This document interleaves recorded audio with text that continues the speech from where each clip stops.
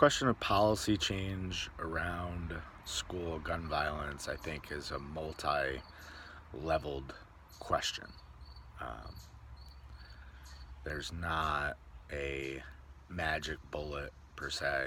I think that's going to ensure, that children won't be accessing high caliber rifles and, acting out in violent ways.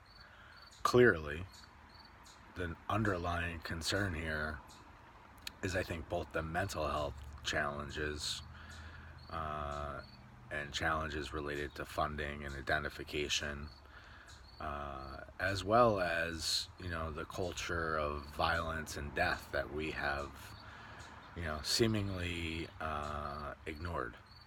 You know, we have children who've watched warfare for years from thousands of miles away, as if it hasn't been occurring, and as if there's no social cost and very little cause and effect. um, an alarming amount of lack of cause and effect. Nuclear gamesmanship, fact that my children have never seen an era where the country they live in hasn't been at war,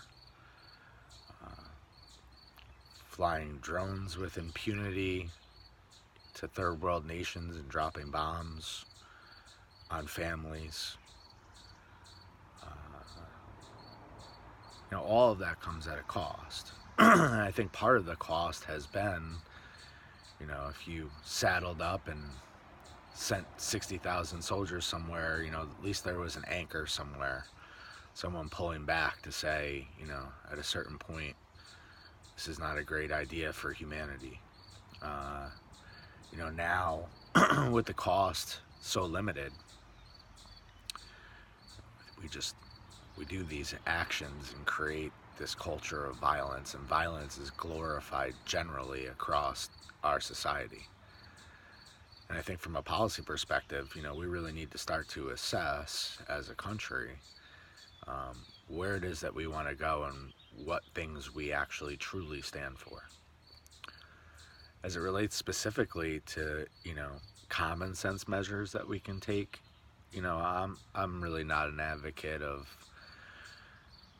trying to parse this 50 different ways in relation to different firearm calibers and things of that nature. I don't know that gets us where we need to go. I would be in favor of a scenario, that I think kind of fits into the system that we have established. I think, if a couple people are willing to come forward and say that you have a legitimate mental health issue, and prove that to a judge, that there should be at least some capacity on a very limited basis to seize those firearms and hold them. There should be, coupled with that tightly, a mandatory 1 month review of the facts following a mental health assessment. There should also be the capacity to appeal that decision to a higher level court that is not associated with the local court. And I think that there should be a time frame on it. I think a year is a sufficient amount of time to have these cases reassessed, to understand what has occurred in that time frame. But as it stands right now, there's a lot of people with these school shootings who have indicated, hey, we knew something was going on with this kid. And I think we do ourselves a justice by utilizing the system that we have in place to attempt to intervene in these cases where there clearly are challenges and threats of violence. At the same time, we are a system of checks and balances. I think the legal system provides us an opportunity to have, you know, folks from, outside of the situation independently assess the scenario. Um, Again, I think that there are a number of safeguards that we can put in place as stopgap measures, and no one ever died from losing their gun for 30 days, but a whole lot of people have died, you know, by having guns in the wrong hands. And so, again, I think that our system, the way that it's designed with judicial review, provides us an opportunity to have that dialogue. I would like to see a public defender uh, attached to those cases.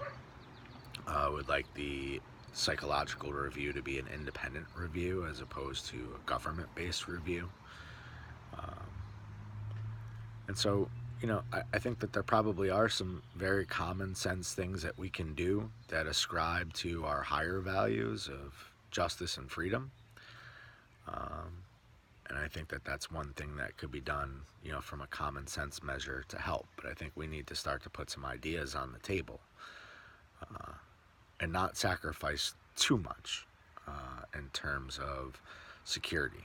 Currently there are a number of checks and balances on our liberties, and I think by adopting some of the stronger core principles of our constitutional republic, that we can move the needle on this and try to not only stop the damage from the people who are being shot, but also really deal with those who are doing the shooting.